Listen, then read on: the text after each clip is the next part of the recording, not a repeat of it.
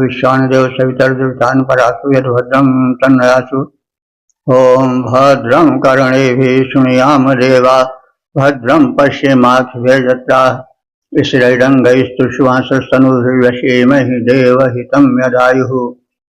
ओम वेद प्रेमियों सुधी श्रोताओं, संप्रथम ऋग्वेद के दशम मंडल के 31वें सूक्त की व्याख्या में प्रवेश करने जा रहे हैं। इस सूक्त में 11 मंत्र हैं।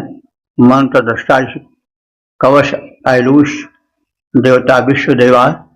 इस सूक्त के प्रथम मंत्र का शीर्षक है बाधा मुक्त जीवन की चाह। अब संबंधित मंत्र का सर्वप्रथम सत्तर पाठ हो जाए।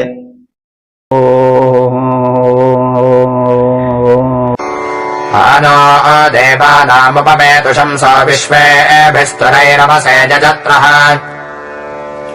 तेभिर्भजं सुषखायो भवे मतरन्तो विश्वा दुरितास्यामा।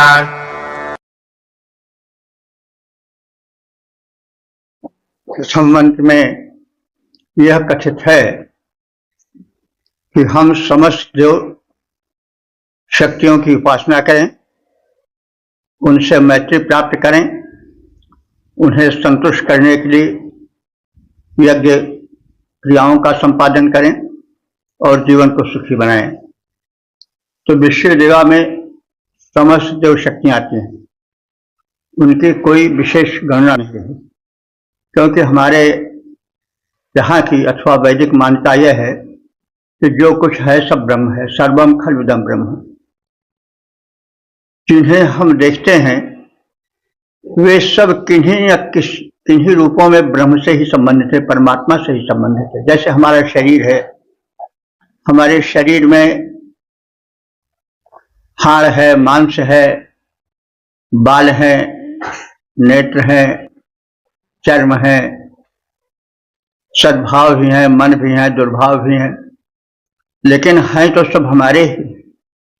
वैसे ही इस व्यापक सृष्टि में परमात्मा ही व्याप्त है, सब वही परमात्मा ही है।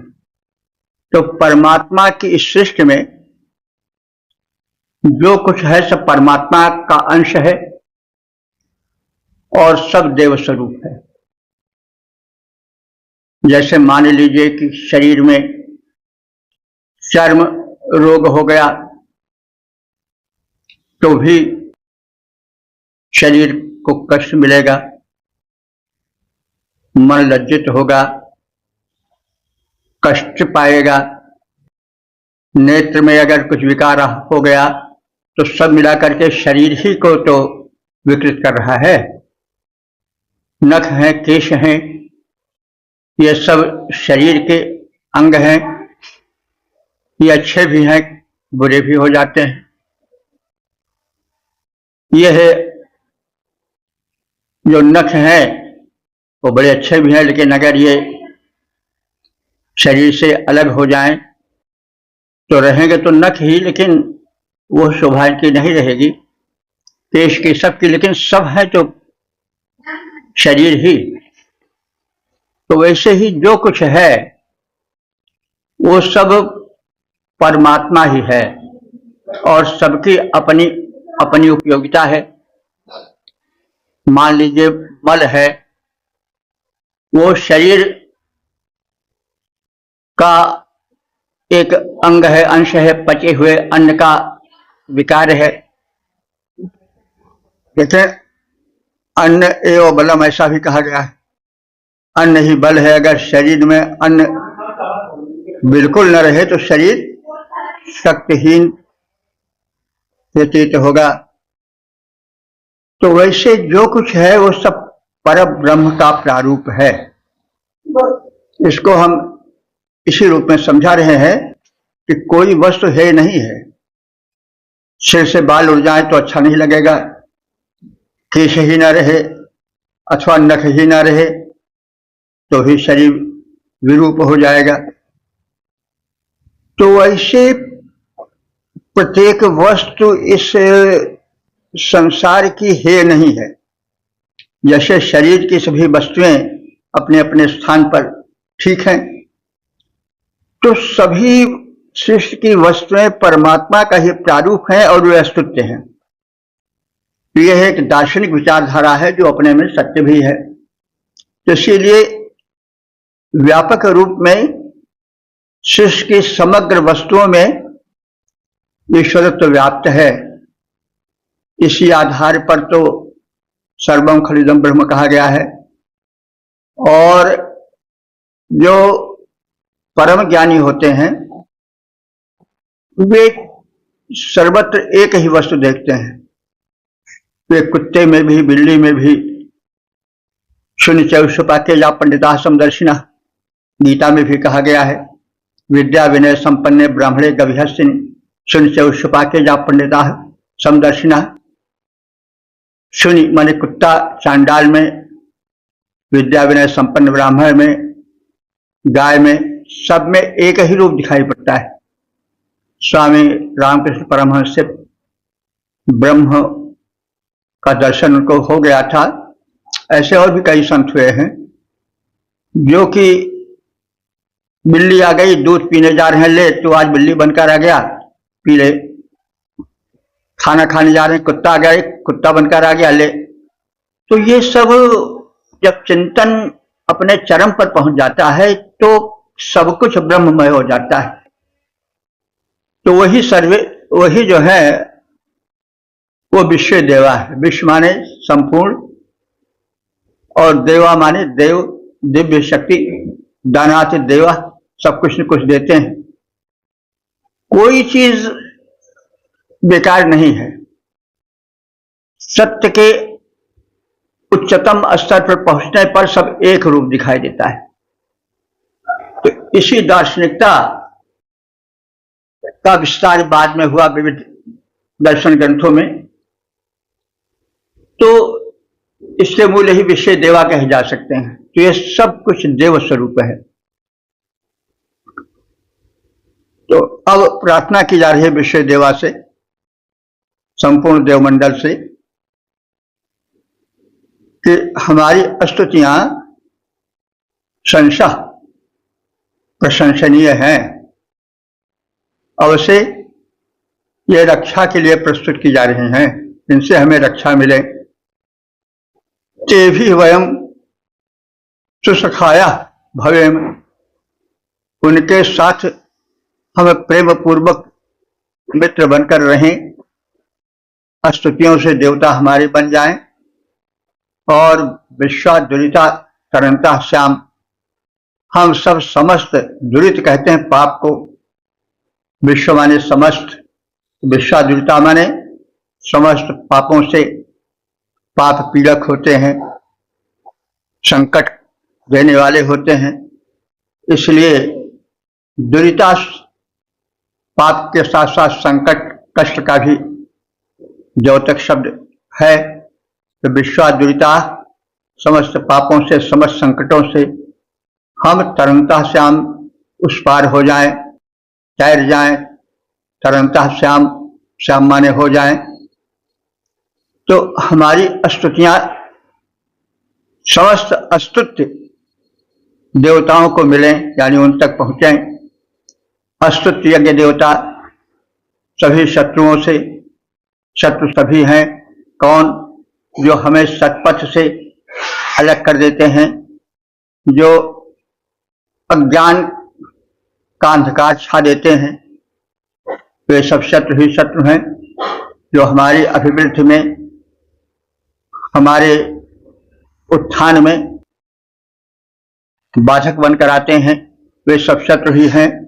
उनसे जो स्तुत्य देवता हैं वे हमारी रक्षा करें। देवताओं के साथ हम प्रेम पूर्ण मैत्री संबंध स्थापित करेंगे तथा समस्त बाधाओं से विमुक्त हो जाएंगे। तो देव शक्तियां यदि विरुद्ध हो जाती हैं तो जीवन कठिनता में पड़ जाता है। वायु प्रदूषित है, जल प्रदूषित है, तो हम लोग तरह तरह के रोग शोकों से घिरे हुए हैं।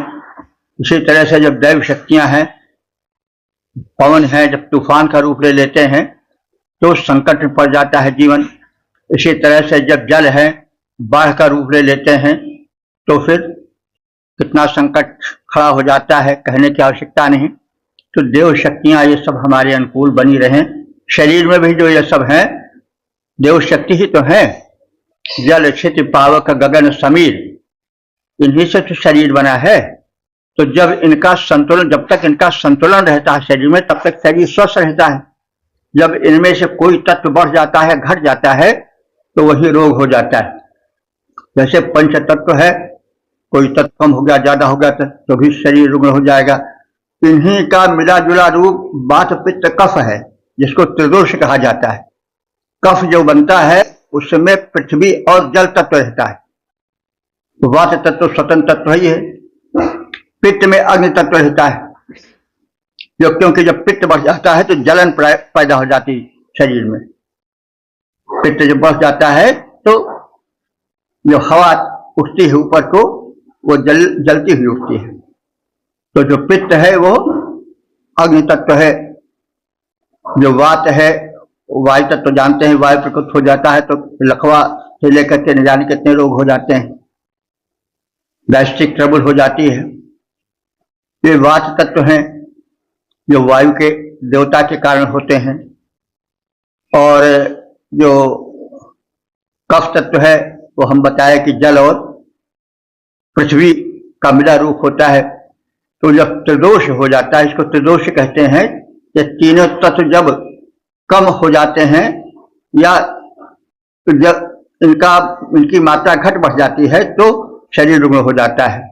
ये जब सम रहते हैं, यानी कोई घटा बढ़ा नहीं रहता, इनका संतुलन रहता है, तो शरीर स्वस्थ रहता है। तो अब हम लोग देवों की महत्ता को समझेंगे या समझ चुके होंगे। और इसलिए वैदिक उपासना सर्वोत्कृष्ट उपासना है, क्योंकि ये जो है पंचतत्व, इनसे शरीर बना है। इनसे इनका संतुलन बिगड़ जाता है तो शरीर स्वस्थ नहीं रहता है। तो इस प्रकार से ये देव शक्तियां सही देव शक्तियां हैं। सही का मतलब हुआ कि उपास्य हैं। ये सचमुच कोई प्रतीक नहीं है ये, बल्कि ये सत्य देवता है। इसलिए वैदिक उपासना बहुत अनिवार्य है और वैज्ञानिक उपासना है। तो हमारी स्तुतियां समस्त स्तुत्य देवताओं को प्राप्त हों। स्तुत्य यज्ञ देवता सभी शत्रुओं से हमारी रक्षा करें। यज्ञ भी देवता हैं। देवताओं के साथ हम प्रेमपूर्ण मैत्री संबंध स्थापित करें तथा समस्त बाधाओं से विमुक्त बने रहें। देवों को मिले हमारी स्तुतियां हो स्वीकार। स्तुत्य यज्ञ देवता शत्रुओं का कर दें संहार। देवों से मैत्री पूर्ण हम सबकी स्थापित हो जाएं। देवों से मैत्री प्रेम पूर्ण हम सबकी स्थापित हो जाएं। बाधाएं हों दूर, प्राण संकट से हम सब पा जाएं। ओम दस शक्तिष्ठो देवता विश्व देवा। शीर्षक देवोपासना एवं अध्यात्म चिंतन। अब संबंधित मंत्र का सर्वप्रथम सस्तर पाठ हो जाए।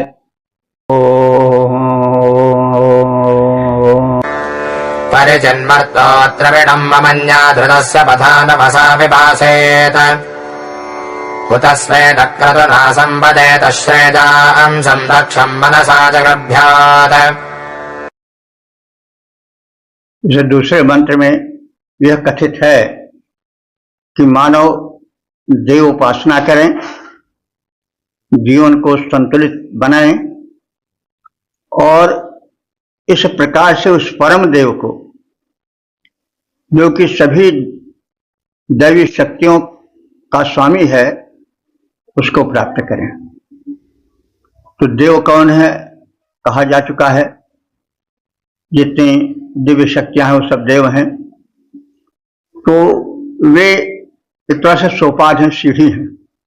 हम परम शक्ति को पाने के लिए दैवी शक्तियों को सोपान बनाकर आगे चढ़ते जाएं, तब हमारा जीवन सफल होगा। तब हम उस परम शक्ति को, परम ब्रह्म को, परम देव को प्राप्त कर सकेंगे। तो मरुतः परिचित द्रविणम ममन्यात्, मरता माने मनुष्य, मनुष्य मरणशील है, इसलिए मर्त कहा जाता है, मर्त। तो मनुष्य चारों ओर से सभी प्रकार के धन की इच्छा करे। देखिए, धन परम आवश्यक है।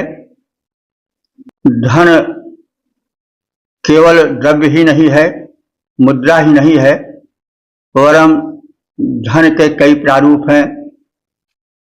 हेल्थ इज वेल्थ, शरीर स्वस्थ रहे, यह सबसे बड़ा धन है। विद्या धनम सर्वधन प्रधानम, और चरित्र सबसे बड़ा धन है। सद्विचार सबसे बड़ा धन है। तो इस प्रकार से जिससे धन्य हो जाए जीवन, वो सब धन्य है। तो मनुष्य चारों ओर से सभी प्रकार के धनों की कांक्षा रखे।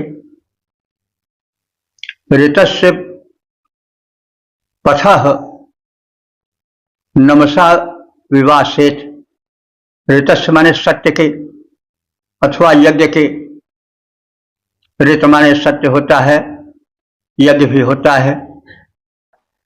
तो हम सत्कर्म के सत्य पथ पर चरण रखें और पुण्यार्जन करें। श्रेयांसम दक्षम मनसा यज्ञभ्यात, और इस प्रकार से उन परब्रह्म परमात्मा के कल्याणकारक प्रारूप को प्राप्त करें, उनको मानसिक चिंतन से उपलब्ध करें, और यह उपलब्धि परम उपलब्ध है। तो हम पहले देवों से मैत्री करें, दिव्य शक्तियों से प्रेम करें, और उसके पश्चात फिर सत्कर्म करते रहें, यज्ञ कर्म करते रहें, और फिर धीरे धीरे उस परब्रह्म परमात्मा की प्राप्ति से अपने को धन्य बनावें। यही मोक्ष है। तो समस्त ऐश्वर्यों के आकांक्षी मानव अंतः प्रेरित सत्य मार्ग पर चलकर सत्कर्मों में संलग्न होकर जीवन धन्य बनावें। वे विवेक बुद्धि से देवोपासना करें तथा परमात्मा के मंगलमय व्यापक स्वरूप का मानसिक चिंतन करते रहें। ऐश्वर्यों के आकांक्षी मानव सतपथ पर चल कर के सुख पाएं, सत्कर्मों में संलग्न रहें, यज्ञ जीवन सफल बना जाएं। सद्विवेक संयुक्त करें देवाराधन, वे सुखकारी प्रभु के विश्व रूप का मंगलमय वे करें ध्यान, जो दुख हरि। ओ 10:21:3 देवता विश्व देवा शीर्षक देवों से निवेदन। अब संबंधित मंत्र का सर्वप्रथम सस्वर पाठ हो जाए।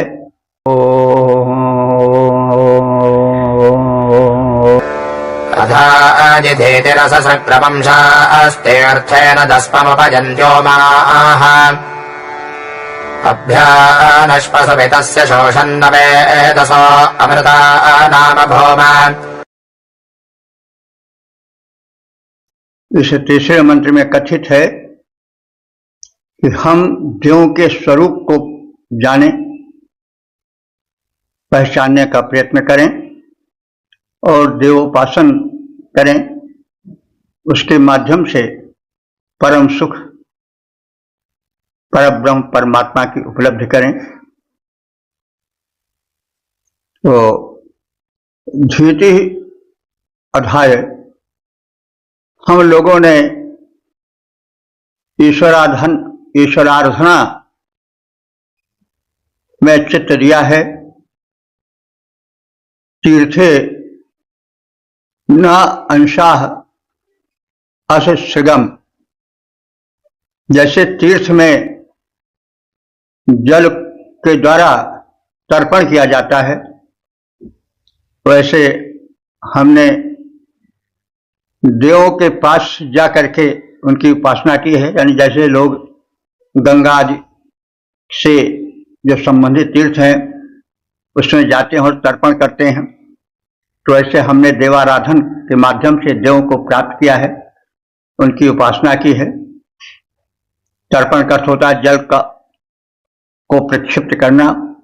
जल लोग अपने अंजल में थोड़ा ले करके और पवित्रम पवित्रम कह के छिड़कते हैं और जल अर्पण करते हैं। देवताओं के ही जल तर्पण है। तो जैसे लोग तीर्थों में जाकर जल तर्पण करते हैं, वैसे हम लोग देवताओं की उपासना करते हैं। वह दशमम उपयांत, वे संरक्षक और शत्रुनाशक समस्त देव हम पर कृपा करें। दुवि तस्य सुषम अभि आनाश्म, हम सहज ही प्राप्त होने योग्य सुख को सब ओर से पाएं। सुषम माने सुख को, अभि अनाश्म माने अभि माने चारों ओर, अनाश माने पाएं। हम सुषम अभि अनाश्म, हम सुख को चारों ओर से पाएं। यानी जो सभी प्रकार के सुख हैं, आध्यात्मिक या भौतिक, वे हमें सभी प्रकार से सभी ओर से मिले। तो यह वैदिक जीवन का उद्देश्य है कि हम भौतिक सुख भी पाएं और अध्यात्म सुख भी पाएं। क्योंकि जीवन यदि अधूरा रहा तो पूरा जीवन नहीं हो सकता है। पूरा जीवन यह है कि हम भौतिक सुख से भी जुड़े रहें और अध्यात्म सुख से भी जुड़े रहें। तो यह हमारा पूर्ण जीवन है। यही धर्म अर्थ काम मोक्ष में बटा हुआ है, जो वैदिक दृष्टिकोण है। एकांगी दृष्टिकोण जो है वो बाद में विकसित हुआ भिन्न भिन्न परिस्थितियों में पढ़ करके। तो वैदिक जीवन जो है वो पूर्ण जीवन है और उसमें भौतिक जीवन और आध्यात्मिक जीवन का समन्वय है। तो वही बात कही जा रही है कि हम दोनों प्रकार की उपलब्धियों से अपने जीवन को धन्य बनावें।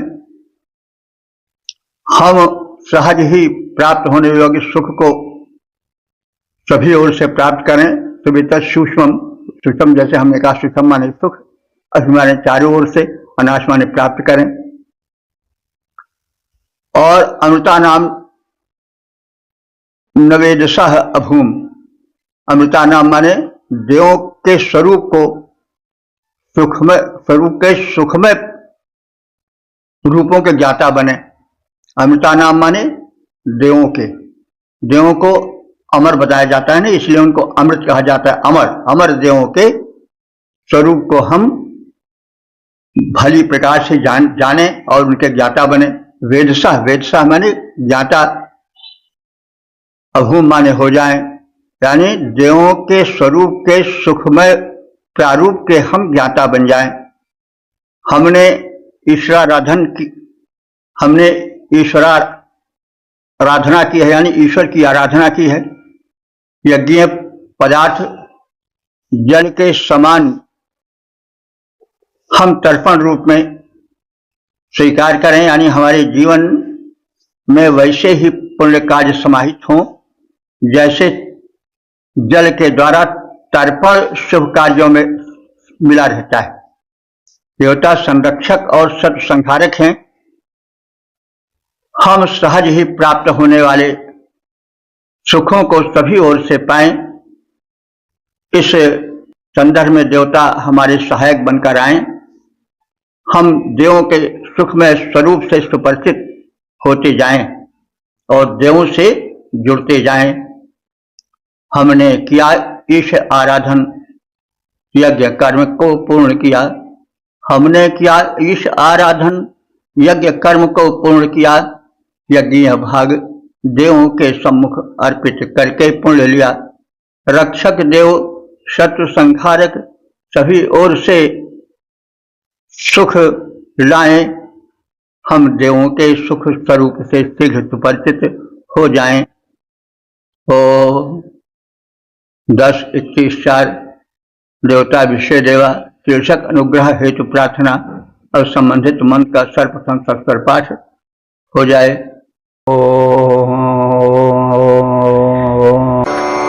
नित्यश्चाकञ्जात् स्वपदर्दमो नाजस्मा उदेवः सविता जजान भगो भागोभिरर्यमे मनज्यात्सो अस्मै चारुष्ठदयदुतस्यात्।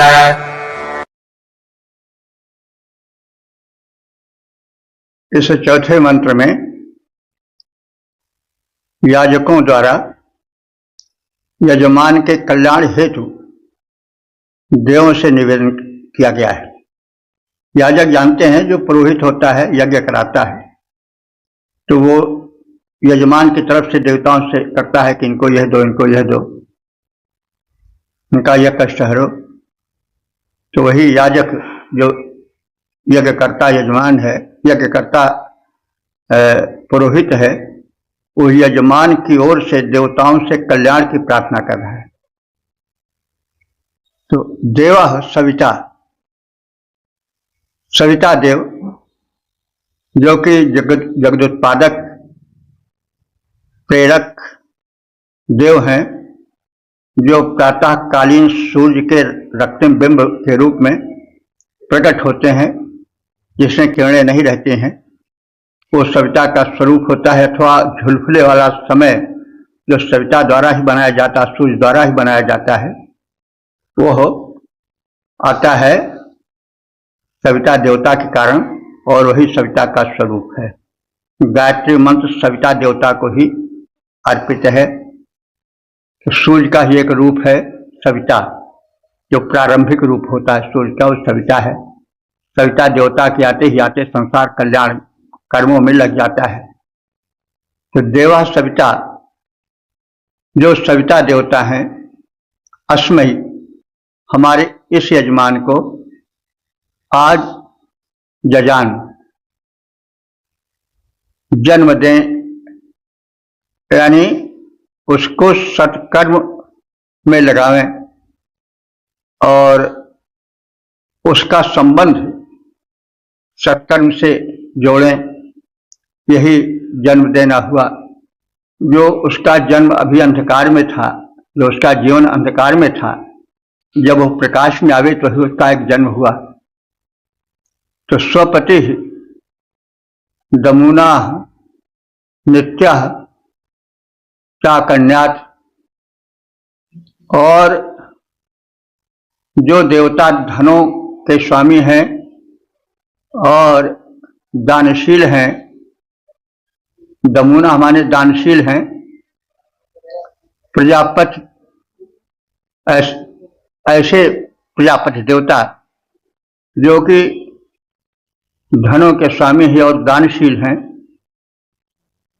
वे हमारे यजमान को शुभ फल दें। भग हमारे भग देवता और अर्जमा देवता, ये दोनों देवता भी द्वादश आदित्यों में आते हैं। हम सब जानते हैं कि आदित्य जो हैं वो द्वादश हैं, क्योंकि आदित्य के पुत्र हैं। तो यह जो भग हैं, जो है अर्जमा, जो वरुण है, मित्र हैं, ये सब सविता सहित देव जो हैं, वे सब द्वादश आदित्यों में आते हैं। विष्णु भी द्वादश आदित्यों में आते हैं, लेकिन इस समय के उतार चढ़ाव के कारण द्वादश आदित्यों में विशेष करके विष्णु की ही प्रधानता है। विष्णु से सभी परिचित हैं और विष्णु को अवतार रूप में दिखाया गया, राम के रूप में, कृष्ण के रूप में, और जो दशावतार है उन सब में विष्णु को ही लाया गया, जिसमें राम और कृष्ण विशेष रूप से प्रसिद्ध हुए। यद्यपि ऋग्वेद में विष्णु को कोई विशेष स्थान नहीं मिला है, केवल 4 या 5 सूक्त मुश्किल से विष्णु के लिए समर्पित हैं। तो ये तो समय का उतार चढ़ाव होता है, धर्म में भी गति प्रगति अगति होती रहती है। तो इसमें जो देवता हैं वो आदित्य वर्ग के देवता हैं, भग हैं, अर्यमा हैं, और जो अन्य देवता हैं जैसे प्रजापति तो आदित्य वर्ग में नहीं आते, प्रजापति ब्रह्मा भी नहीं कहे जाते, मतलब वेद के जो प्रजापति हैं वे परमात्मा से, जो सभी प्रजाओं के सभी प्राणियों के स्वामी हैं, तो वो परमात्मा से जुड़े हैं। बाद में ये ब्रह्मा से जुड़ गए पौराणिक काल में, और प्रजापति ब्रह्मा को कहा जाने लगा कि वो प्रजाओं को उत्पन्न करते हैं। लेकिन ऋग्वेद में ब्रह्मा नाम के किसी देवता का कथन नहीं है। ब्रह्मा एक ऋग्वेद का ज्ञाता, यज्ञ का निरीक्षण करता विशेष पुरोहित का नाम है। वो चारों वेदों का ज्ञाता होता था, अथर्ववेद का विशेष ज्ञाता होता था। तो इसलिए 4 वेदों के कारण ब्रह्मा के 4 मुख कर दिए गए।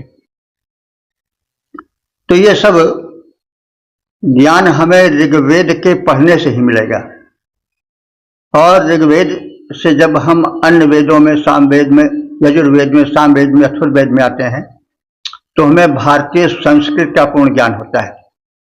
फिर उसके बाद रामायण काल आता है, और महाभारत काल आता है, फिर पुराण काल आता है।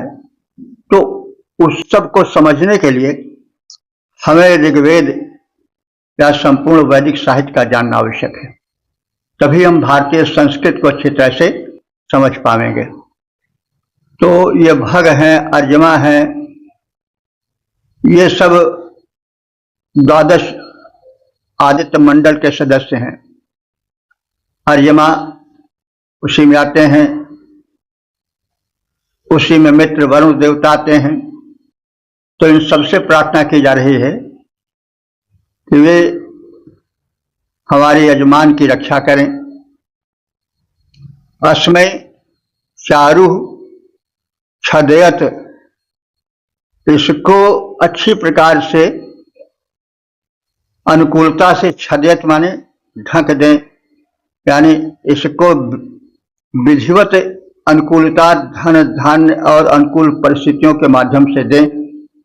यानी हमारा यजमान जो यज्ञ करा रहा है यह पूर्ण रूप से सुरक्षित है, धन धान्य से समृद्ध रहे, आदि आदि। तो हे स्वामी और दानी प्रजापति और भग तथा अर्यमा आदि देव हमारे यजमान को सुफल प्रदान करें। भग और अर्यमा देव स्तुतियों से प्रशंसित होकर इस हमारे यजमान के प्रति जो है वो सभी धन धान्यों को जोड़ दें, धन धान्य को प्राप्त करावें। सभी देव शक्तियां हमारे इस यजमान पर सभी प्रकार से अनुग्रह करें, इसके अनुकूल रहें। सविता जन्मादि जिसको वह शुभ फल पा जाए, याजक यजमान सविता जन्मादि, ये जिसको वो शुभ फल पा जाए, यजमान दानी ऐश्वर्यों के स्वामी करें प्रजापति सुफल प्रदान। भग अर्यमा देवता स्नेहिल बने श्रवण कर यशोगान, सभी देवता करें अनुग्रह, धन्य बने मेरा यजमान। ओ 10-21-5 देवता विश्वदेवा। शीर्षक अनुग्रह हेतु प्रार्थना। अब संबंधित मंत्र का सर्वप्रथम सत्पर पाठ हो जाए। इयं सा भोजा उजसामिमक्षाजद्धक्षमन्तः शमसा समाजन् अस्य स्वजञ्जरदुर्भिक्षमाणा आनः शग्मास उपजन्धवाजाः। इस पांचवें मंत्र में यह कथित है कि समस्त देवगण आए और सुख सौभाग्य साथ लाएं, हमें सर्व प्रकार से संपन्न बनाएं। तो यत शवसा क्षमंतः, जब स्तुति पाने वाले देवता बल युक्त होकर समायन माने हमारे पास आए और हमें विधिवत प्राप्त हों, यानी उनका हम साक्षात करें, शारीरिक रूप से अथवा मानसिक रूप से, ऐसी प्रार्थना है कि समस्त देवगण हमारे सम्मुख आए। उस शाम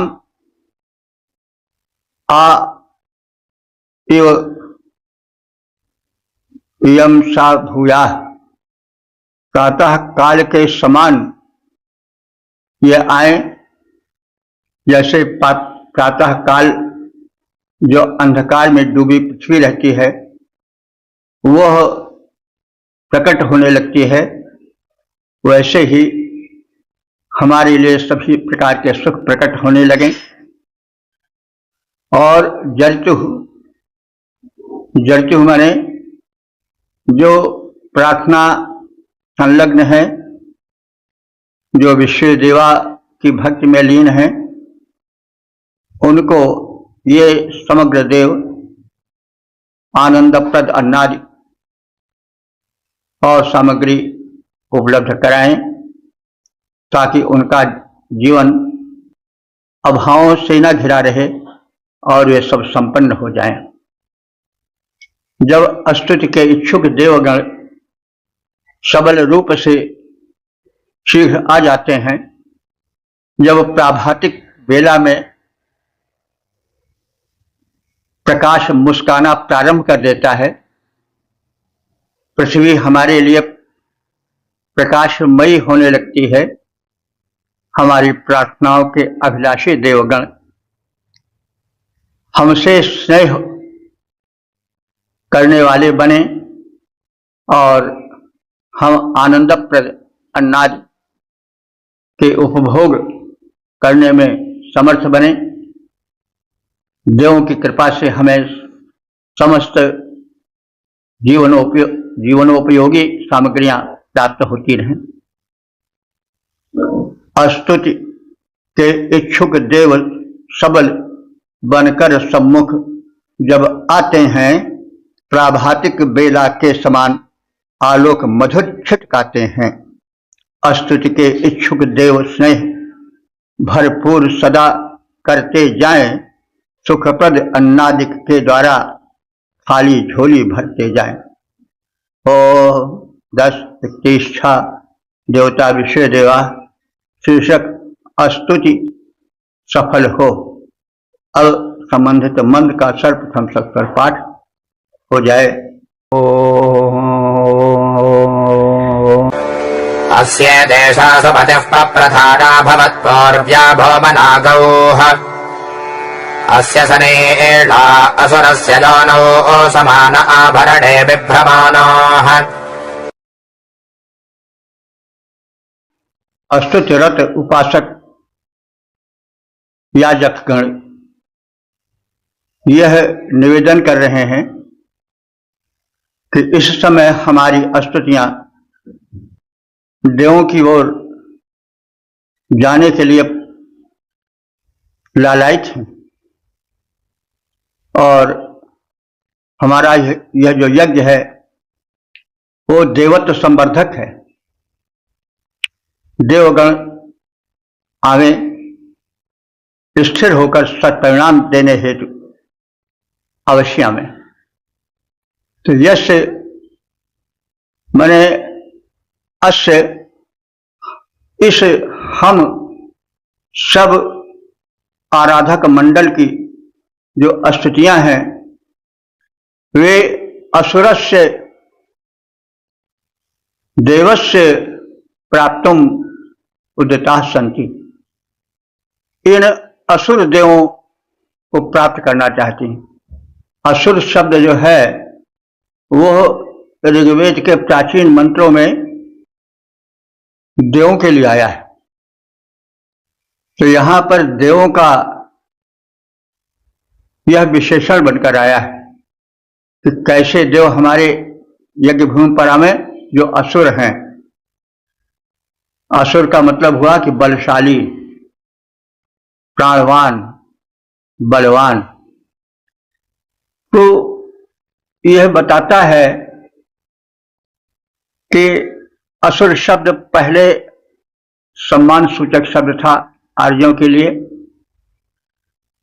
लेकिन सांस्कृतिक कलह में दो विरोधी संस्कृतियों में जब टक्कर हुई, मतलब हैं तो ये देव दानव सब एक ही पिता के संतान, माताएं भिन्न हैं, लेकिन इनके विचारधाराओं में अंतर आने लगा और विरोध प्रारंभ हो गया। ये दो संस्कृतियों का टक्कर सदैव रहा है, आज भी है, और ये बड़ा विनाशक भी हो जाता है। दो संस्कृतियां हैं, उनकी मान्यताएं भिन्न भिन्न हैं, और उस भिन्न मान्यता से समझौता जब नहीं हो पाता है तो फिर कलह का प्रारंभ होने लगता है। तो यह असुर शब्द बता रहा है कि पहले देवगण अपने लिए असुर पदवी सम्मान के साथ धारण करते थे। असुर माने प्राण होता है, प्राणवान माने शक्तिमान। लेकिन जो इनके विरोधी संस्कृति वाले, कल्चर वाले दानव थे, वे उस पर ऐतराज किए कि आप हमसे अधिक बलवान तो हो नहीं, और टक्कर लेकर देख लो, तो असुर तुम नहीं हो, असुर हम हैं। तो जरा देव लोग कुछ थोड़े मतलब महीन थे, बात बात में कलह नहीं पसंद करते थे। उन्होंने कहा ठीक है तुम ही असुर हो जाओ। तो देवताओं ने अपने को सुर कहना प्रारंभ कर दिया। तो शब्द जो है वो एक इतिहास समेटे होते हैं अपने में। तो असुर शब्द एक इतिहास समेटे हुए। तो यहां पर असुर शब्द देवों के लिए आया है, और कहा गया असुरस्य देवस्य, जो बलवान देव हैं वे हमारी प्रार्थना के केंद्र बने और हमारे इस यज्ञ में आए, हमें इच्छित धन वैभव प्रदान करें। इन समस्त देवों से मेरा यह निवेदन है। इस समय यज्ञ के अवसर पर हमारी स्तुतियां श्रवण हेतु संपूर्ण देवों के लिए प्रस्तुत की जा रही हैं। वे कृपया आगमन करें और हम सबकी स्तुतियां श्रवण कर हम पर प्रसन्न हो जाएं, क्योंकि हमारी स्तुतियां उनकी ओर बढ़ रही हैं, यानी उनकी प्रार्थना करने में समुद्यत हो रही हैं।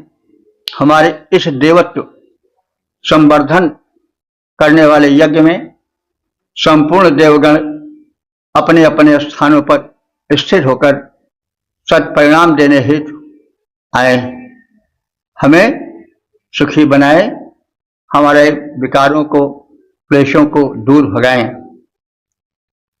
अब स्तुतियां हम सबकी सुर और गमन को उद्यत हैं।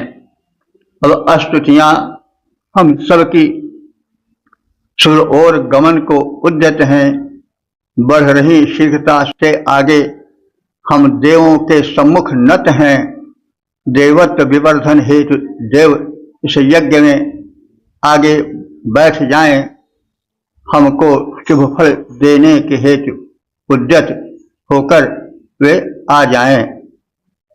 और 10:31 देवता विषय देवा ईर्षक सृष्टि विषयक रहस्य और संबंधित मंत्र का सर्वप्रथम सस्वर पाठ हो जाए।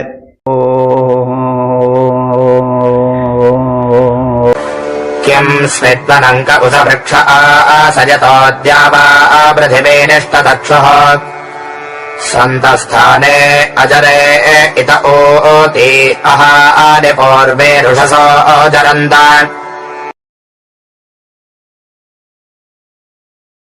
यह 7वां मंत्र जो है वह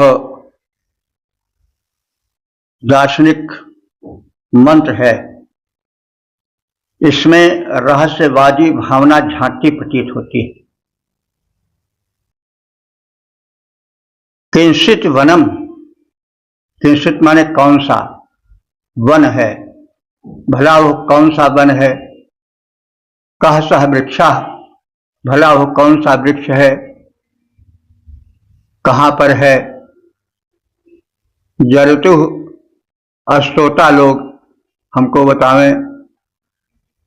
यतः देवा पृथ्वी ततक्षु, जिससे कि यह पृथ्वी और आकाश बना है, जिससे दिलोक और भूलोक का निर्माण हुआ है।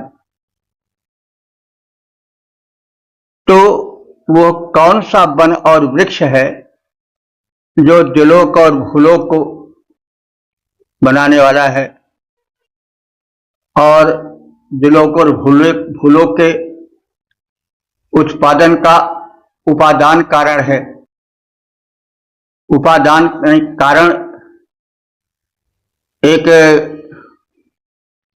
उपादान कारण होता है, जैसे एक उत्पादक होता है। जैसे लकड़ी है तो यह उपादान कारण है किसी खिलौने या किसी रथ आदि के या अन्य वस्तु के बनाने का। और जो उसको बनाने वाला काष्ठकार है, बढ़ई है, वह जो है वह उसका उत्पादक है, उत्पादक कारण है। वृक्ष और काष्ठ आदि उसके उपादान कारण है, यानी वो उसके उपादान है। तो ये प्रश्न कर रहा है रहस्य भावना से भरा हुआ ऋषि हृदय कि यह जो दिलोक और भूलोक बना है तो बनाने वाला तो कोई जरूर है, लेकिन यह इसका जो है वो उत्पादन या उपादान कारण कौन है। यह एक जिज्ञासा वृत्ति है कि वह कौन सा वृक्ष है या वन है जो इस दिलोक और भूलोक के बनाए जाने का उपादान कारण है। तो यानी वो एक जैसे वृक्ष होता नहीं, तो वृक्ष किसी रथ के या खिलौने के या कृषि संबंधी उपकरण के बनाने का उपादान कारण होता है। वही जो है वो उसका उत्पादक होता है, गढ़ने वाला होता है। तो यहाँ जिज्ञासा है उपादान की, तो भला वो कौन सी सामग्री है, वो कौन सा वन है, वो कौन सा काष्ठ है, यानी उपादान साधन है, उपादान कारण है, जिसके माध्यम से यह धरा और गगन बना है। एक जिज्ञासा वृत्ति है, स्वाभाविक है कि आखिर यह इतनी बड़ी पृथ्वी है, इतना बड़ा आकाश है, इसको यह कैसे बना, इसका उपादान कारण कौन है। और ये दोनों अन्योन्याश्रित हैं, यानी पृथ्वी और गगन, धरा और गगन अथवा भूलोक और दिलोक, ये अन्योन्याश्रित हैं। देखिए, दूर से तो समझ पड़ता है क्षितिज में कि आकाश जो है वो धरा का चुंबन कर रहा है अथवा धरा पर टिका हुआ है किसी बड़े तवे की तरह, और धरती का और गगन का बड़ा निकट का संबंध है भी। तो इन दोनों का निर्माता कौन है और उपादान कारण रूप में कौन है, वह वृक्ष कौन है, वह वनस्पति कौन है, वह वन कौन है जो इनका उपादान कारण बना है। देवताओं से संरक्षित जीर्णता रहित ये हैं, ये दोनों जो हैं वो देवताओं से सुरक्षित हैं, संरक्षित हैं तथा जीर्णता रहित हैं। ये कभी बुढ़े नहीं होते हैं। आकाश जैसे आज से अरबों खरबों साल पहले था, धरती जैसे बहुत समय पहले थी, वैसे आज भी दिखाई पड़ रही है। ये कभी जीर्ण नहीं होते। दिन और रात तथा उषाएं यह बता सकती हैं। ये इसके परिचय से ज्ञात हैं क्योंकि ये भी अनंत हैं। दिन और रात कब से हो रही सो कौन बता सकता है। तो ये धरा और गगन कब बने, कैसे बने,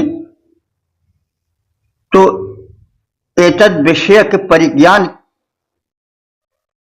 दिन और रात तथा उषाएं दे सकती हैं क्योंकि ये भी अनंत हैं, ये भी न जाने कब से चली आ रही हैं, तो यही बता सकती हैं। और उपादान कारण कौन है यह तो हम लोग नहीं जान पा रहे हैं। तो वो कौन वृक्ष वन कौन कि जिनसे द्यावा पृथ्वी गए बनाए दोनों अन्योन्याश्रित हैं, दोनों में जीर्णता न आए। दिन और रातें इन्हें जानती इसे उषाएं, यह रहस्य है पहुंच यहां तक और न कोई पाए। तो रहस्यवादी भावनाओं के बीज इस मंत्र में स्पष्ट देखे जा सकते हैं। जब उस अनंत के प्रति जिज्ञासा होती है तो वहीं से रहस्यवाद प्रारंभ हो जाता है। यह रहस्य है जो कि अपने भेद अन्यों तक पहुंचने नहीं देता है। तो यह जिज्ञासा जो अनंत के प्रति होती है वही रहस्यवाद होती है। तो वेद के इन्हीं मंत्रों से रहस्यवाद जो कहा जाता है वह उत्पन्न हुआ होगा। अनंत के विषय में जिज्ञासा के बीज यही मिलते हैं। ओम 10:31:8 देवता विश्व देवा शीर्षक एक अदृश्य शक्ति के कृत्य और संबंधित मंत्र का सर्वप्रथम सत्वर पाठ हो जाए। नैतावदेना परो अन्यदश्चुक्षा सद्या वा पृथिवी बिभर्ते त्वचम् पवित्रम् गृणुत स्वधावान्यदेम् सूर्यन्न हरितो वहन्ते। इस 8वें मंत्र में इस सृष्टि का उत्पादक कौन है, उपादान कारण के विषय में तो पिछले मंत्र में कहा गया कि वह कौन सा वन है, वह कौन सा वृक्ष है जिससे यह बना है धरा और गगन। अब यह है कि इसका मूल कारण कौन है, इसको जन्म देने वाला, इसको बनाने वाला कौन है, इसका निर्माण करता कौन है, निर्माण कारण कौन है। इस विषय में जिज्ञासा है। तो परह वो जो इस दृष्टि से परे है, वो भला कौन है जिसने इस संसार को बनाया और वह जगत का निर्माता कहाँ है और देवा पृथ्वी का धारक कौन है। स्वभावान अन्नों का स्वामी कौन है जिसने तरह तरह के अन्न बनाए हैं। अन्न का अर्थ केवल गेहूं और धान चना आदि नहीं, बल्कि जितने खाद्य पदार्थ हैं वो सब अन्न के अंतर्गत आते हैं। खाद्य माने एक चर्वण करने वाले, लेह चाटने वाले, चूसने वाले, पेय पीने वाले, ये सब जितने हैं वो सब खाद्य हैं। तो इन सब खाद्य पदार्थों को और इस जगत को बनाने वाले के परिचय विषयक जिज्ञासा ने ऋषि हृदय को झकझोर दिया और वह कहने लगा, इस द्यावा पृथ्वी से परे भी वह कौन है जो इस जग का रचनाकार है, इस धरा गगन का रचनाकार है। तो इस द्यावा पृथ्वी से परे भी इस जगत का रचनाकार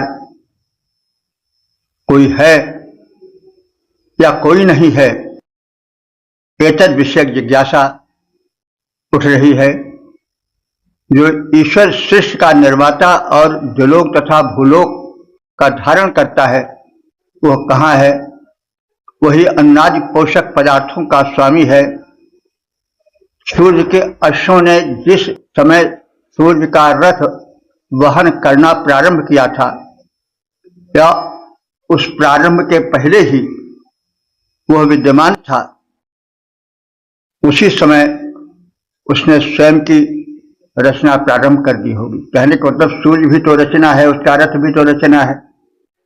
तो जब सूर्य चंद्र आदि नहीं थे तो भी उस रचनाकार की स्थिति अथवा उसका अस्तित्व विद्यमान था। तो भला कौन है। इस द्यावा पृथ्वी से परे भी इस जगत का रचनाकार कहाँ है। प्रतीत होता है कि उसके समान और कोई नहीं है। जो ईश्वर सृष्टि का निर्माता और द्युलोक तथा भूलोक का धारण करता है, वही अन्नादि पोषक पदार्थों का भी स्वामी है। सूर्य के अश्वों ने जिस समय सूर्य का रथ वहन करना प्रारंभ किया, उसके पहले ही उसका अस्तित्व रहा है। उसी समय उसने स्वयं की रचना प्रारंभ कर दी थी। अर्थात जब जगत शून्य अवस्था में था, सूर्य चंद्र आदि नहीं थे, तभी उसने रचना प्रारंभ की। उस रचनाकार के विषय में हमारे हृदय में जिज्ञासा है। वो कौन है। इस धरा गगन के परे शक्ति है, कोई अपर जो विद्यमान वही सब की निर्माता है, कोई न अन्य उसके समान। इस धरा गगन के परे शक्ति है, कोई अपर जो विद्यमान वही सबकी निर्माता है, कोई न अन्य उसके समान। द्युलोक और भूलोक वही धारण करती है, धारण करता है शक्तिमान। रवि से पहले ही उसने निज की रचना कर दी है महान। यह भी रहस्यवादी चिंतन से भरा हुआ मंत्र है। ओम 10:31:9 देवता विश्वदेवा शीर्षक मर्यादित देव शक्ति और संबंधित मंत्र का सर्वप्रथम सत्तर पाठ हो जाए। ओम ते को रक्षामत्येति पृथ्वीमिहन्नवातो विहवाति भौमा मित्रो यत्र वरुणो अद्यमानोऽग्निर्वनेन व्यसृष्टशोकम्। इस 9वें मंत्र में यह कथित है कि जितनी देव शक्तियां हैं, जैसे सूर्य और वायु, मित्र, वरुण आदि, ये सब तो शक्तियां हैं, प्रबल शक्तियां हैं, लेकिन उस सृष्टा या नियामक जिसका कुछ प्रत्यक्ष पता नहीं चलता है, उससे नियमित हैं और इस धरामंडल को वे अतिवादिता से बचाते हैं। यानी सूर्य इतने प्रखर किरणें नहीं भेजते हैं कि सब कुछ स्वाहा हो जाए। इसी तरह से जो वायु वृष्टि के कारण है, वो इतने वृष्टि नहीं करते हैं कि सब डूब जाए। हाँ, कोई भूभाग भले प्रभावित हो, लेकिन ऐसा नहीं होता है कि फिर वो उबरे ही नहीं, उस वृक्ष से परम वृक्ष हो जाए, प्रलय ही आ जाए, महाप्रलय हो जाए। यद्यपि तमाम धर्मों में यह कथित है कि महाप्रलय या प्रलय होती है तो फिर सब कुछ डूब जाता है, तो लेकिन सामान्य रूप से ये जो देव शक्तियां हैं, जिन्हें विश्व देवा कहा गया है, वे इस धरती का संरक्षण करती हैं, रचना को बचाती हैं।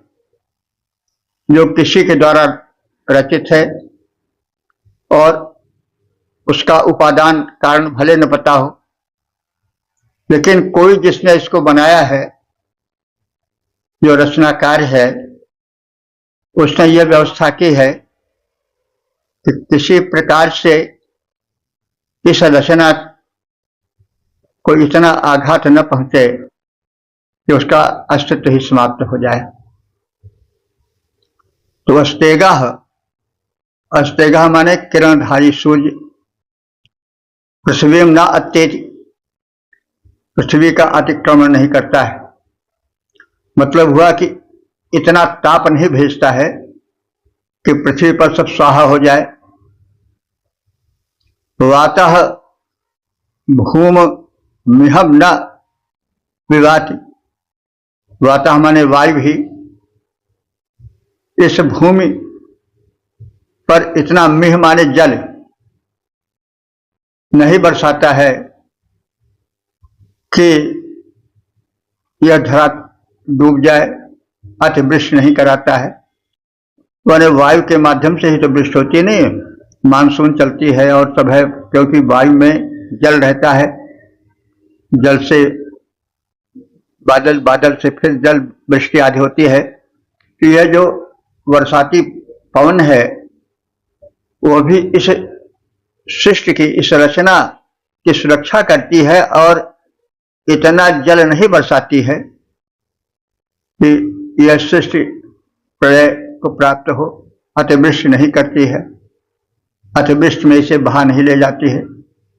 मित्र वरुण, यह मित्र और वरुण देवता भी यत्र वने अजमान, जो वन में चमकते हैं, लेकिन वे अग्नि की तरह दाहक होकर भी, तप्त होकर भी, वने शोकम वशिष्ठ न, वन के बीच उत्पन्न अग्नि के समान होने पर भी प्रकट होकर उसको जलाते नहीं है। प्रकाश देते हैं लेकिन जलाते नहीं है। अरे मित्र वरुण, ये भी तो सूर्य ही के, यह भी तो आदित्य मंडल के हैं, सूर्य के ही रूप हैं। तो ये सूर्य जो है मित्र, सूर्य का जो कोमल रूप है, जो हितैषी की तरह धरातल को प्रकाश देता है, तो सूर्य भी मित्र बन जाता है इस धरा के संरक्षण के लिए। और वरुण देवता भी आदित्य मंडल में आते हैं। ये वरुण देवता भी जो है वो सुरक्षा ही करते हैं सृष्टि की, और अग्नि के समान दाहक नहीं बन जाते हैं।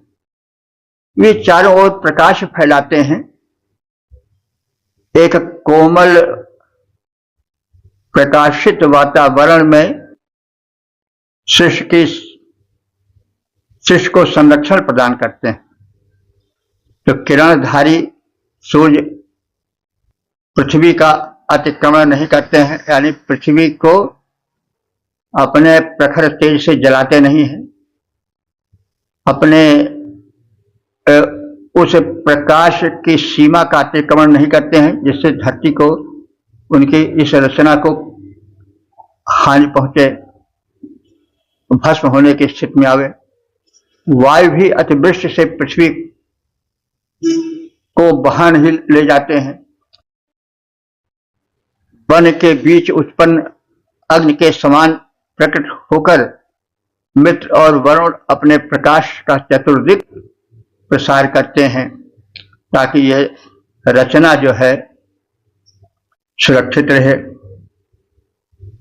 कोई रचनाकार हो, हम रचनाकार को तो नहीं देख पा रहे हैं लेकिन रचना को तो देख ही रहे हैं, तो यह रचना सुरक्षित बनी रहे, दिव्य शक्तियां अतिक्रमण न कर सकें, वे अत्यधिक ताप और अत्यधिक जल के प्रवाह से इसे सुरक्षित रखें, यह कामना प्रकट की गई है।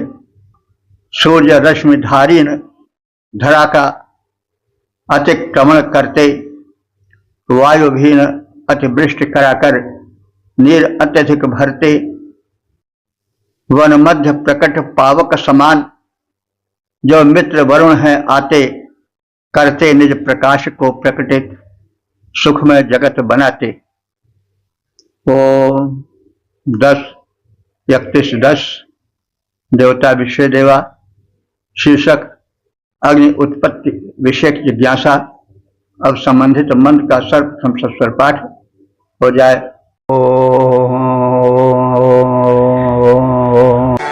स्तरेर्यत्सोद सद्यो अज्यमानाव्यतिरं व्यधेः कृणुतस्वगोपा पुत्रो यत्पूर्वः पित्रोर्जनिष्ठशम्याङ्गोर्जगार यद्धवृक्षान्।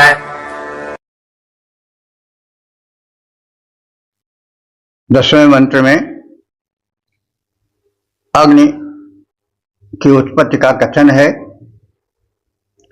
अग्नि इस धरातल के लिए कितना उपयोगी है यह हम सब जानते हैं।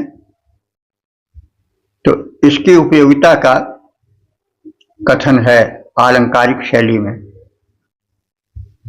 यत अज्यमाना अस्तवी सद्यः सूत।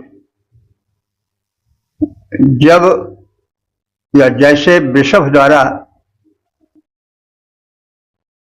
गाय बछड़े को पैदा करती है,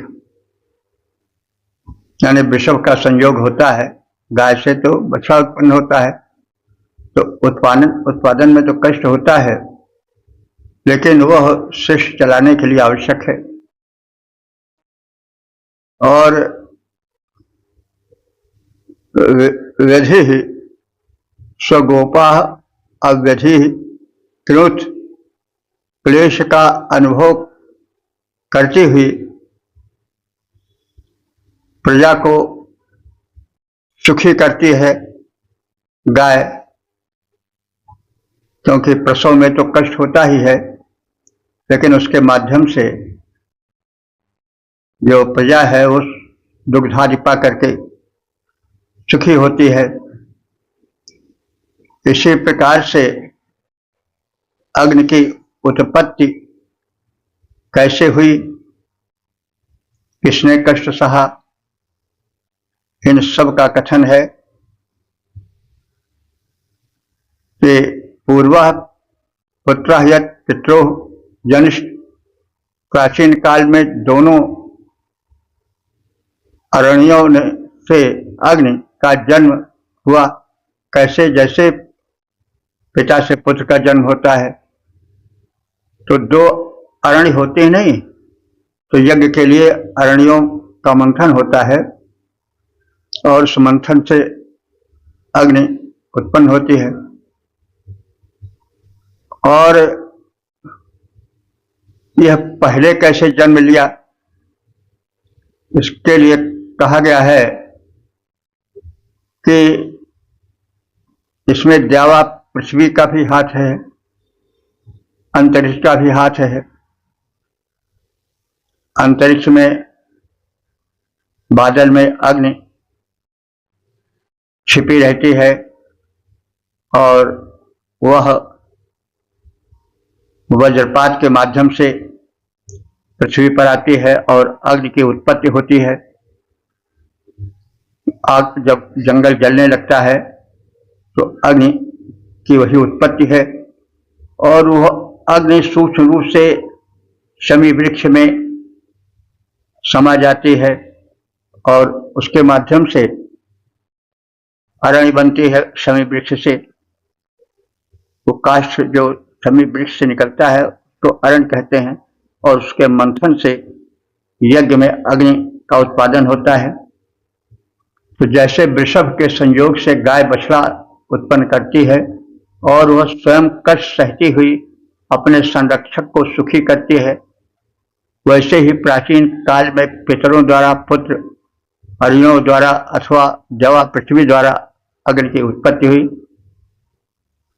जिस समय ऋत्विक गण उस अग्नि की तलाश करते हैं तो उस समय शमी वृक्ष से अग्नि उत्पादक अरण्य उत्पन्न होती है। मतलब कि वह अग्नि जो कि जवा पृथ्वी, मतलब जवा पृथ्वी के मध्य अंतरिक्ष में जो बादल छाए थे उनसे जो विद्युतपात हुआ, उससे जो अग्नि जंगल में लगी, वह अग्नि भी अग्नि जो जिसका उपयोग भूमंडल पर होता है उसकी जननी है।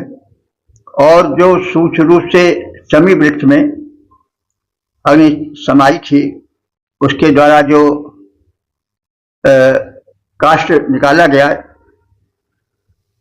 वो अरण्य कहा गया और उस अरण्य के माध्यम से यज्ञीय प्रयोजन हेतु अग्नि का उत्पादन होता है। तो वृषभ मेल से धेनु वत्स को करती है उत्पन्न, स्वयं कष्ट सह गोपालक को करती है संपन्न। वृषभ मेल से धेनु वत्स को करती है उत्पन्न, स्वयं कष्ट सह गोपालक को करती है संपन्न। क्यों ही अरण्य योग से पावक पैदा हो जाता है, अरण्य शमी से है पैदा होती। यज्ञ कर्म धाता है या यज्ञ कर्म हो पाता है। ओ 10 31 11 देवता विषय देवा अपूर्व यज्ञ कर्म। अब संबंधित मंत्र का सर्वप्रथम संस्कार पाठ हो जाए। उदकण्डन् वृषदः पुत्रमाहुरुतः श्यामो धनमादत्तवाजी कृष्णाजरुषदपिन्वतोधर ऋतमत्र न गिरस्मा अपीपेत।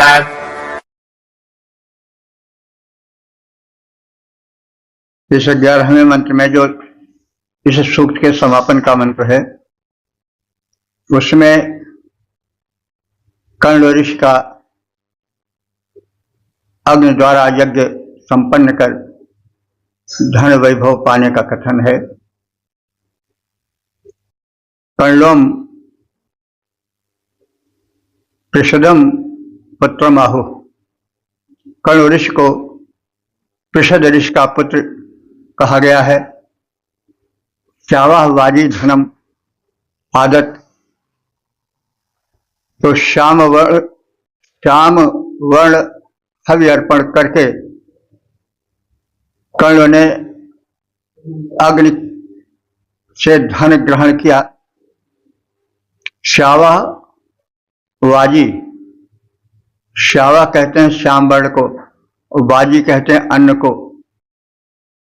धनम आदत, तो श्याम वर्ण के हवि अर्पण द्वारा, यानी हवि में तिल वगैरह मिला दिया जाता है तो उसका वर्ण श्याम हो जाता है। तो श्यावह बाजी यानी श्याम वर्ण के अन्नों के मिश्रण से आहुति दे करके इन ऋषि कर्ण ने धनम आदत धन वैभव को प्राप्त किया। कृष्णाय रुषत उदाहरितम अपिन्नत, श्याम वर्ण कर्ण के लिए तेजस्वी अग्नि ने अपने उज्जवल रूप को प्रकट किया।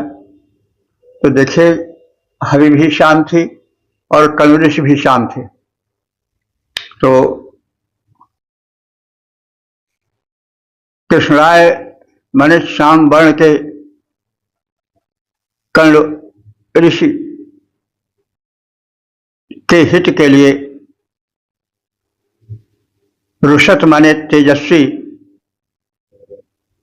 अग्नि ने अपने उज्जवल रूप को प्रकट किया।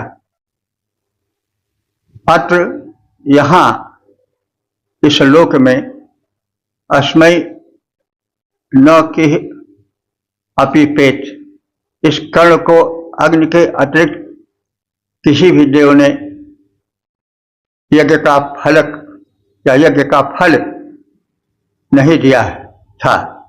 यानी कर्ण ऋषि यज्ञ का फल पाने वाले पहले ऋषि थे, और जैसा यज्ञ का फल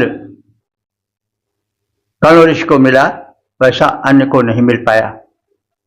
कर्ण ऋषि नृषद के पुत्र रूप में जाने जाते हैं। उन कृष्ण वर्ण वाले कर्ण ने हविष्यान अर्पित करके अग्निदेव से ऐश्वर्य प्राप्त किया।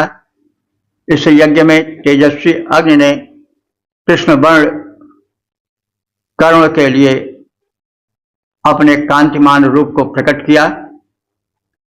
कर्ण के यज्ञ के समान अग्निदेव के निमित्त किसी दूसरे ने ऐसा यज्ञ नहीं किया, और उसके फलस्वरूप उन अग्निदेव ने ऐसा फल भी किसी को नहीं दिया। तो जैसी करनी वैसी भरनी होती, जितना हम कर्म करेंगे या कोई कर्म करेगा उसी हिसाब से फल भी मिलेगा। कर्ण नृषद के पुत्र लोक में जाने जाते, कर्ण नृषद के पुत्र लोक में जाने जाते हवि अर्पण से अग्निदेव से बहुवैभव पाते। तेजस्वी पावक ने तेजस्वी स्वरूप प्रकटाया, अग्नि का तेजस्वी स्वरूप प्रकटाया, पावक के निमित्त था ऐसा यज्ञ किया जो नहीं अभी तक हो पाया। इस प्रकार से हम सबने इस ऋग्वेद के 10वें मंडल के 31वें सूक्त के 11 मंत्रों के विषय में संक्षिप्त ज्ञान प्राप्त किया। अब तक ले जितने मंत्र व्याख्यायित हो चुके हैं उनकी संख्या हो चुकी है 9118। भगवत कृपा है। इस सूक्त में विषय देवों का कथन किया गया है, उनकी महत्ता, उनकी महिमा, उनकी अनुकूलता हेतु प्रार्थना है। और 2 या 3 मंत्रों में आध्यात्मिक भावना अथवा रहस्यवादिता का प्रकटीकरण भी है। यह रंग बिरंगी सृष्टि जो बड़ी आकर्षक है, इसको किसने बनाया, और धरा गगन को जो बहुरूपी है, रंग बिरंगा है, उसका उपकरण या उपादान कारण कौन है, इस विषय में भी एक प्रश्नवाचक चिन्ह या उत्कंठा प्रकट की गई है। रहस्यवादिता से संबंधित ये 2 मंत्र कहा जाए तो रहस्यवाद के मूल हैं। रहस्यवाद है क्या? संसार में सबसे बड़ा रहस्य है कि इस रंग बिरंगी सृष्टि को बनाने वाला कौन है। हम सृष्टि तो देखते हैं रंग बिरंगी पशु पक्षी, नाना रूपाकार वाले मानव, और इस प्रकार से सोने चांदी हीरे जवाहरात से भरी पृथ्वी, भिन्न भिन्न की धातुओं से परिपूर्ण पृथ्वी, सागर और भिन्न भिन्न जल जीवों से जुड़ी पृथ्वी, तो हम देखते हैं, लेकिन इसका उपादान कारण कौन है यह नहीं जान पाते, और इसका बनाने वाला कौन है यह भी नहीं पता चलता। तो यही सब रहस्य है कि हम कार्य तो देखते हैं लेकिन कारण नहीं जान पाते हैं, उपादान कारण भी नहीं समझ में आता। तो इस रहस्य का की एक झलक इस सूक्त में दी गई है। यही आगे बढ़ करके भिन्न भिन्न दर्शनों में ज्योतित हुई है, प्रत्यक्ष हुई है। तद विषय विचारणा प्रखर रूप में आई है। मानव स्वभाव है कि वह जिज्ञासु है, वो किसी वस्तु को देख कर चुप नहीं हो जाता है, वो उसके भीतर गहराई को जानना चाहता है। और यही जिज्ञासा जो है मनुष्य के विकास का कारण भी है।